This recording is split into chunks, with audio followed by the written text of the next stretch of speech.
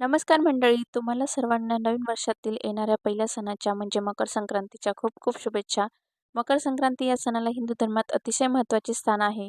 हा दिवस ज्योतिषीय दृष्टीने देखील अतिशय महत्त्वाचा मानला जातो. मकर संक्रांतीच्या दिवशी सूर्य हा मकर राशीत संक्रमण करत असतो. याचा परिणाम सर्व 12 राशींवर होतो. त्यामुळे या दिवसाचे ज्योतिष महत्त्व देखील अधिक आहे. त्याचप्रमाणे हा सण संपूर्ण भारतात अगदी उत्साहात साजरा केला जातो. वर्षातील पहिला सण असून तो वेगवेगळ्या प्रांतात वेगवेगळ्या नावाने पार पडत असतो.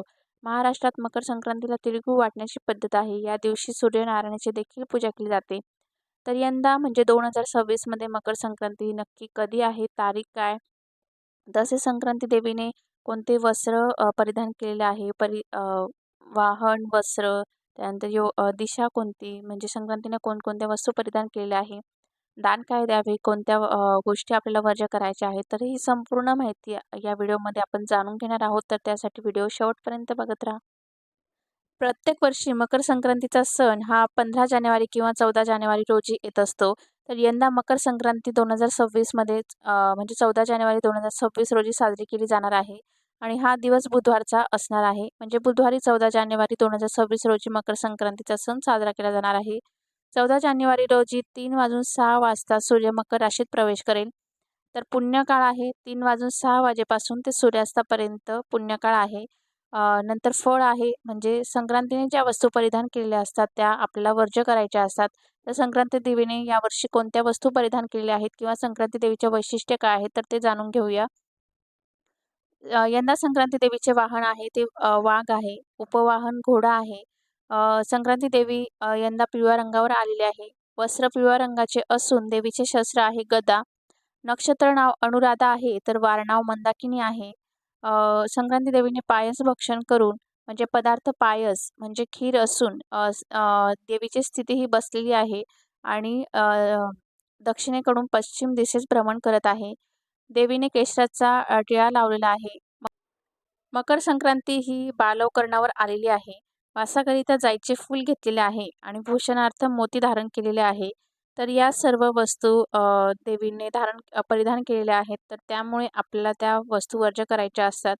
जसं की देवीने पिवळ्या रंगाचे वस्त्र परिधान केलेले असून आपल्याला तो रंग म्हणजे पिवळा रंग यावर्षी वर्ज्य करायचा आहे. किंवा भूषणार्थ मोती धारण केले आहे तर त्यामुळे तुम्ही मोतीसुद्धा वर्ज्य करू शकतात. तर या गोष्टी आपल्याला वर्ज्य करायच्या आहेत. त्याचप्रमाणे संक्रांतीच्या काळामध्ये दानधर्माला तसेच स्नानालाही खूप महत्त्व आहे. तर वस्त्रदान, अन्नदान, भांडी, गाय या सर्व गोष्टी आपण यथाशक्ती दान करू शकतो. संक्रांतीच्या काळामध्ये झाडे तोडणे, कठोर शब्द वापरणे आणि तामसिक पदार्थ खाणे वर्ज्य करावे. मकर संक्रांतीचा सण हा 3 दिवस साजरा केला जात असतो. तर पहिला दिवस भोगी म्हणजे 13 जानेवारीला भोगीचा सण साजरा केला जाईल. 14 जानेवारी संक्रांतीचा सण साजरा केला जाईल आणि 15 जानेवारीला किंक्रांतीचा सण साजरा केला जाईल. तर भोगी, संक्रांत आणि किंक्रांत असे 3 दिवस संक्रांतीचे साजरे केले जात असतात. त्यानंतर संक्रांतीच्या काळामध्ये म्हणजे संक्रांतीच्या दिवसापासून ते रथसप्तमीपर्यंत विवाहित स्त्रिया हळदी-कुंकवाचा कार्यक्रम करत असतात. त्यानंतर लहान मुलांचे बोरन्हाणसुद्धा केले जाते. तर मकर संक्रांतीच्या दिवशी विवाहित महिला सुगड देखील पूजतात. तर सुगड म्हणजे मातीची छोटी बोळकी. या दिवशी म्हणजे संक्रांतीच्या दिवशी सकाळी लवकर उठून स्नान करावे, म्हणजे तिळस्नान करावे, तिळचे उटणे लावून अंघोळ करावी. मग सूर्याला अर्घ्य द्यावे, म्हणजे तीळ तर्पण करावे. तीळ तर्पण करण्यासाठी सूर्याला अर्घ्य देताना पाण्यात तीळ टाकावे. त्यानंतर म्हणजे संक्रांतीच्या दिवसांमध्ये काळ्या रंगाला खूप महत्त्व दिले जाते. तर त्यामुळे काळ्या रंगाचे वस्त्र घालून विवाहित स्त्रिया अगदी थाटामाटात सजतात आणि त्यानंतर सुगड पूजा केली जाते. तर आपल्या देवघरात 5 सुगड घ्यावेत. ते एका पाटावर ठेवावे. त्यांना लाल धागा बांधावा व हळद-कुंकू लावावे आणि या सुगडमध्ये बोरे, गाजर, शेंगा, उसाचे तुकडे, हरभरा, तिळगूळ ठेवावे. आणि यातील एक सुगड आपल्या देवघरात ठेवावे, दुसरे तुळशीपाशी ठेवावे. त्यानंतर राम मंदिरात जाऊन रामाचा ओवसा करावा. एक सुगड रामपाशी ठेवावे, एक सुगड सुवासिनीला द्यावे व एक सुगड कोणत्याही मंदिरात ठेवावे. अशा प्रकारे सुवासिनी महिला पूजा करतात. त्यानंतर तिळाची गोड पोळी घरात केली जाते आणि त्याचाच देवाला नैवेद्य देखील दाखवला जातो. संक्रांतीच्या काळामध्ये खास तीळ भक्षण केले जाते. म्हणजे भोगीच्या दिवशी भाकर आणि भोगीची भाजी केली जाते. तर त्यामध्ये सुद्धा तीळ टाकून देवाला नैवेद्य दाखवला जातो. त्यानंतर संक्रांतीच्या काळामध्ये किंवा संक्रांतीच्या दिवशी तिळाचा होम जरूर करावा. पौराणिक कथेनुसार शनिदेव हे आपल्या पुत्राला भेटण्यासाठी त्याच्या घरी जातात व शनिदेव हे मकर राशीचे देव असल्याने तो दिवस संक्रांतीचा मानला जातो. तसेच या दिवशी सूर्यदेव मकर राशीत संक्रमण करत असल्याने ज्योतिष घटनांसाठी हा दिवस महत्त्वाचा मानला जातो. भगवान सूर्य मकर राशीत प्रवेश करतात म्हणजेच ते आपल्या पुत्राला शनिदेवाला भेटतात अशी मान्यता आहे.